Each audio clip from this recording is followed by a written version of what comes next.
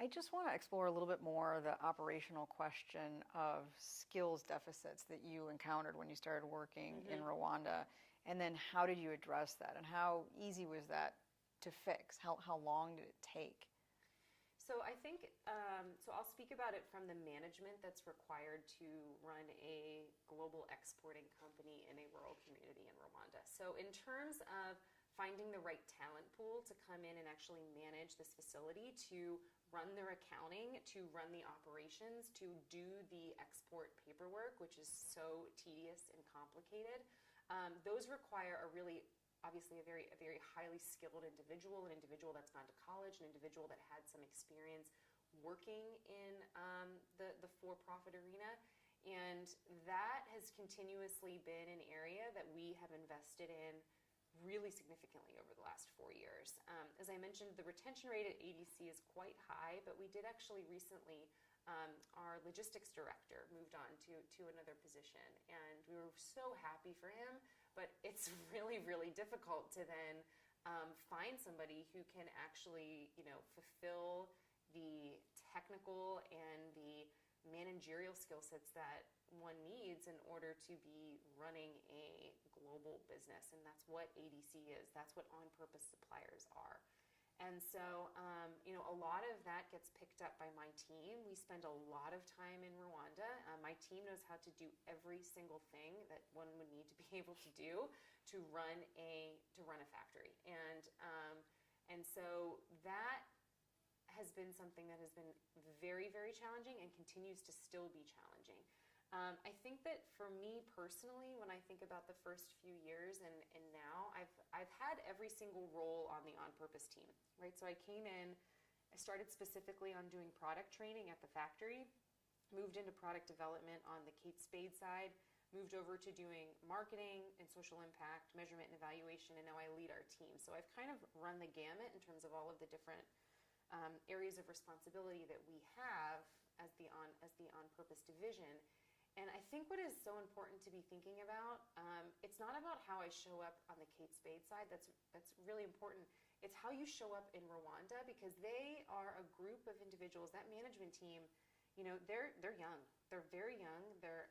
They do have a level of experience in comparison to their peers, but they mimic and they watch how you show up. And how you're communicating, how you're navigating really difficult situations, how you are continuously looking to inspire and motivate those that are around you. And so I really encourage my team, and I challenge myself with making sure that the way that we're showing up is in a way that is motivating, that is replicable, that is aspirational for this group of individuals, for this management team that hasn't had a lot of professional experience, hasn't had the mentorship that we, I think, get access to both in graduate school and, as young professionals. So we are super intentional about how we show up there and how we're continuously looking to support them. And the other thing I will say is that, and this has been a big challenge, people talk a lot about failure now, and you hear people like, oh, you're going to fail. Like, isn't that like, it's part of the process. But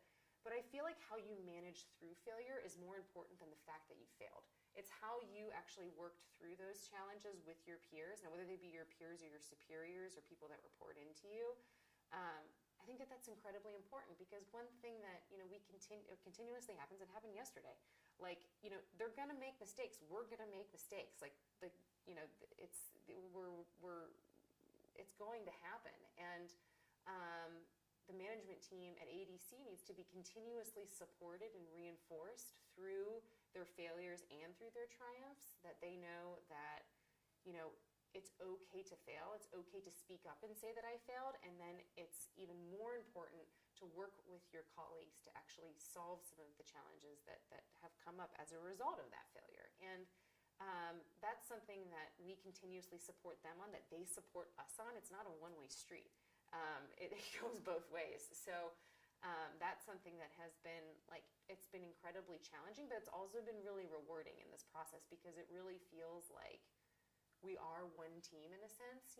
Sometimes I even find myself I say we all the time, and then I'm like, whoa, no, I'm Kate Spade, they're ADC. Like, we are two separate entities, but we really do operate as a team. And it's really important to talk about that because everybody wants to, I think there's a huge movement about the importance of failure, but I think it's even more important to talk about how you fail and what you do when you fail than the fact that you did, because you're going to, like, it's inevitable.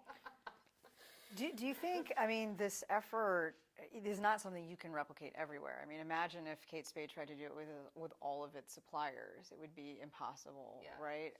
But do you come away from that experience thinking, okay, yeah, I'd like to do this in 2 or 3 other places because I think it could really have business and social value for the company? Yeah. Or do you come away thinking, gosh, I might do this differently next time? Like maybe I would bring in another limited team that I'm going to place to oversee them for the first 2 years or something like that. What do you kind of gain from that? Well, there's definitely, in terms of when we do go to another location, which we will, there are for sure things that we will do differently, like 100%. Like that's without question. But we were entrepreneurs. We were doing something that the company had never done before. So like naturally there's going to be things that, we're going to change and we're going to improve and we're going to make better the second time around, right? So I think the part for me that I get really excited about is about the possibility of taking some of the learnings that we've had from a women's empowerment standpoint at ADC, so offering health education, offering financial literacy, offering English, offering counseling, all of those programs which are offered to the ladies and men that work at ADC, and the value that it's driving for their company, right? And I get really excited about the potential of being able to do something like that in a factory where we're already manufacturing product. I think if you look at where the industry is going, we're going to places like Vietnam, they're going to places like Bangladesh. These are locations where women are located predominantly in marginalized communities and places where they're hypersensitive and vulnerable, and that you could have a much bigger impact if you're doing that type of work in the factories where we are manufacturing products. So it'd be really exciting for our work On Purpose if there was potential for us to be able to scale, yes, to go to another location, build another On Purpose supplier, but also take some of our learnings and apply them to some of our supplying partners that are already in existence. Yeah, as I was going to say, I imagine that you've developed this extremely close relationship with the supplier. You probably have more insights into some of the challenges that everybody's facing. Yeah. That now when you walk into a factory in Asia somewhere, you can say, instead of taking sort of a hands-off approach or just asking a few questions and moving on, you can say, you can really probe that, and you might even be able to figure out a way to help them with one specific issue that they're facing, which would improve their overall operations and make them efficient, better, more socially impactful, that kind of thing. Totally. And I think, one piece that I'm like always continually impressed with actually is there's 4 men at ADC that are in management positions, and there's 4 women. So it's an equal split. It's 50-50. And I'm continuously impressed with the male leaders at ADC and how they manage women and how supportive they are in managing women. And not that we need more support than men do, but in this particular community, which I think is the case in a lot of communities around the world outside of the United States, the woman is bearing the responsibility of not only being the economic engine, but taking care of everything on the home front. So there's a lot of other challenges that these ladies are facing that are hyper-localized, but very very challenging to work through. That I will say that I have watched those 4 men really grow into, great leaders. And they continually do have areas of opportunity, as we all do. But I think that's really, really important, and that's not something that I think we talk enough about in the women's empowerment sector. Is making sure that not only our male counterparts but our male leaders really understand the importance of this work, and that is something that I've seen really take shape at ADC over the last 4 years. Great.